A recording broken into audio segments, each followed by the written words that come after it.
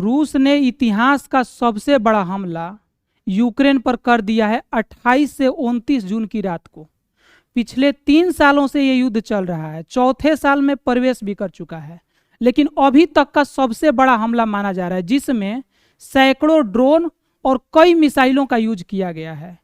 क्या ऐसा माना जाए कि जो ईरान का बदला है अब रूस ले रहा है यूक्रेन पर साध करके अमेरिका से?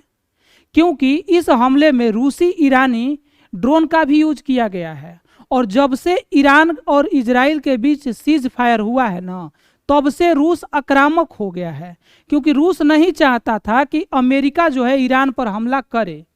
तो क्या इस बात को माना जाए कि अब नेटो देश भी इस युद्ध में शामिल होने वाले हैं? क्या अमेरिका यूक्रेन को छोड़ करके पीछे हट गया है? पूरी जानकारी बिल्कुल आसान भाषा में समझने का प्रयास करेंगे और ये भी जानेंगे कि कितनी क्षति हुई है यूक्रेन को इस हमले में, और किस तरह के मिसाइल और ड्रोन का उपयोग किया गया है रूस के द्वारा इस हमले में। तो चलिए शुरू करते हैं बिना किसी देरी के। और आप अभी तक का हेडिंग देख सकते हैं कि रूस का यूक्रेन पर अब तक का सबसे बड़ा हमला, कई तरह के ड्रोन मिसाइलों का प्रयोग रूस ने किया है यूक्रेन के ऊपर। आधी रात को 28 से 29 जून को एकाएक बिना किसी सूचना के, जिसमें लगभग यूक्रेन के 6 लोगों की मृत्यु हो गई है अभी तक के खबर के मुताबिक, कुछ न्यूज़ों में जो दिखाया जा रहा है, और लगभग 30 से ज़्यादा लोग घायल हैं। क्या ऐसा माना जाए कि ये युद्ध अब खत्म नहीं होने वाला है, लंबा चलेगा? और आप देख सकते हैं कि ये अभी के समय में सभी न्यूज़पेपरों में हेडलाइन बना है, पूरा वर्ल्ड मीडिया इसको कवर कर रहा है। अल जजीरा है, द हिंदू है, NPR है, हिंदुस्तान टाइम्स है, इकोनॉमिक्स टाइम्स है। आप देख सकते हैं कि ये रसिया के प्रेसिडेंट पुतिन हैं, और ये जो है 29 जून को ताबड़तोड़ लगभग 537 ड्रोन और मिसाइलों से हमला कर देते हैं यूक्रेन पर, जिसमें कई लोगों की मृत्यु होती है और कुछ लोग घायल हो जाते हैं। हमला कैसा हुआ है? तो 537 हवाई हथियारों का इस्तेमाल हुआ है, 477 ड्रोन और डिकोय थे उसमें, जबकि 60 अलग अलग तरह की मिसाइलें थी। इनमें से यूक्रेन का कहना है कि 249 को हमने मार गिराया है और 226 इलेक्ट्रॉनिक जैमिंग से निष्क्रिय हो गए, मतलब उन्हें इधर उधर हटा दिया गया। उसके बावजूद भी अगर इन दोनों को जोड़िएगा ना, तो 475 ही आ रहे हैं हमले। इसका मतलब 537 में जब 475 को घटाइएगा तो लगभग 62 ड्रोन और मिसाइल जो है ना यूक्रेन पर गिरे हैं, जिसका परिणाम आप यहाँ पर देख सकते हैं, कैसे बिल्डिंगें एकदम जो है मलबे में तब्दील हो गई हैं। तो क्या लग रहा है, ये युद्ध अब बढ़ता जा रहा है दिनों दिन। अब रूस यूक्रेन को छोड़ने वाला नहीं है। अमेरिका जो पहले डायरेक्ट यूक्रेन के साथ में खड़ा होता था, कहीं ना कहीं वो पीछे हट गया है, और नेटो के देश जो है केवल थोड़ा बहुत यूक्रेन को सपोर्ट कर रहे हैं। जबकि ये जो छोटा सा यूक्रेन देखने को आपको लग रहा है, ये कंप्लीट रूप से नेटो और अमेरिका पर ही डिपेंड है रूस से यदि इसको लड़ना है। और इसने कहा भी है कि अब आपको आना पड़ेगा नेटो को और अमेरिका को। देखते हैं कि आगे क्या होता है। हमला कहाँ कहाँ हुआ है? कीव पर हुआ है, रात भर एयर सायरन बजते रहे। अस्मिला शहर पर, जहां पर आवासीय इमारत एक ढह गई थी, ये यूक्रेन का पूरा मैप है। चेरकासी क्षेत्र में 6 लोग घायल हो गए। खेरसोन में एक व्यक्ति को ड्रोन हमले में मौत हो गई। लवीव है जहां पर औद्योगिक प्लांट है, उस पर भी हमला हो रहा है। मतलब जो मानव की जरूरतों को पूरा करने वाले संसाधन प्लस जो डिफेंस से रिलेटेड वस्तुएं हैं, इंफ्रास्ट्रक्चर है, उस पर रसिया जो है ना ताबड़तोड़ बमबारी कर रहा है, ताकि जितना कमजोर होगा यूक्रेन उतना बेटर होगा।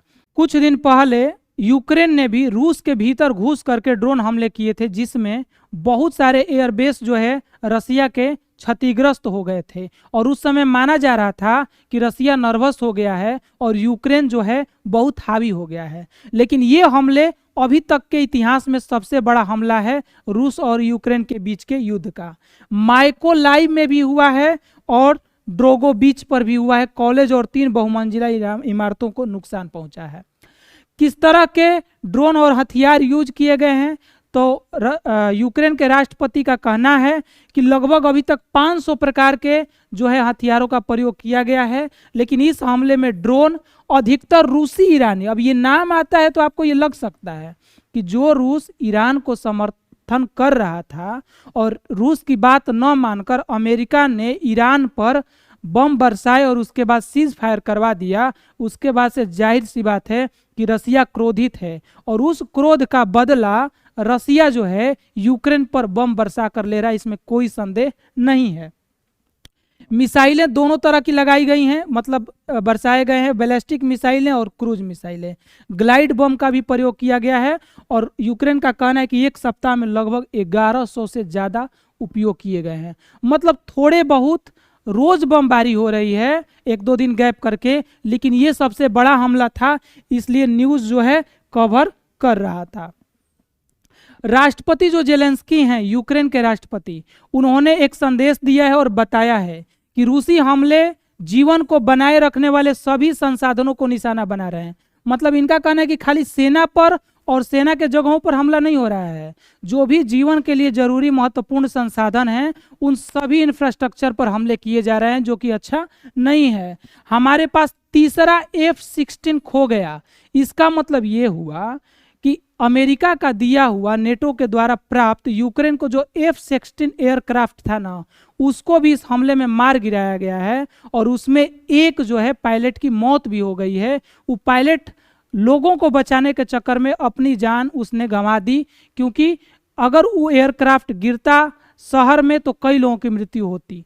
तो उसमें जैसे ही आग लगने के बाद उसको बचाते बचाते शहर से बाहर ले गया, जिसमें उसकी मृत्यु हो गई। तो राष्ट्रपति का कहना है कि ये तीसरा F-16 है, जाहिर सी बात है बहुत महंगा होता है और अमेरिका का है, और ये तीसरा इनका खो गया। पिछले हफ्ते में ही 1270 प्लस ड्रोन, 114 प्लस मिसाइलें और 1100 ग्लाइड बम गिराए गए थे। इनका कहना है कि पिछले ही हफ्ते इतना ये हुआ था, लेकिन चूंकि धीरे धीरे हुआ था तो उसको इंटरसेप्ट कर ले रहे थे, हमारी जो मिसाइल डिफेंस सिस्टम उसको रोक ले रही थी। तो जाहिर सी बात है अब हर देश क्या कर रहा है ना, अब मिसाइल या बम बरसाना है तो एक दो नहीं बरसा रहा है, सैकड़ों की तादाद में बरसा रहा है, ताकि मिसाइल डिफेंस जो है ना वो इंटरसेप्ट न कर पाए, मतलब रोक न पाए, क्योंकि तभी तो उसकी क्षमता से अधिक रहेंगे तो कुछ गिरेंगे।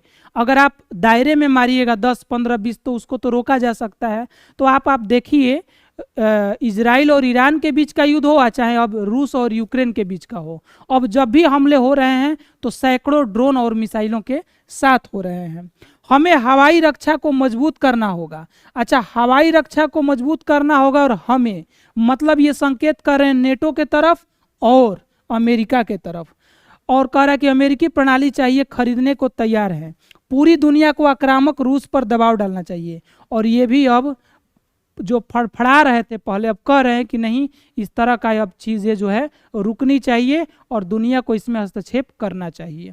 आपको क्या लगता है इस खबर को सुन करके, आपके क्या विचार हैं, कमेंट बॉक्स में बताइएगा। और अगर आपको ये खबर आसान भाषा में समझ में आ रही है तो वीडियो को सब्सक्राइब कर लीजिएगा, चैनल को सब्सक्राइब कर लीजिएगा, ताकि इस तरह के वीडियो आपको मिलते रहें और आप हमारा मोटिवेशन और हम आपको नॉलेज प्रोवाइड करते रहें। धन्यवाद।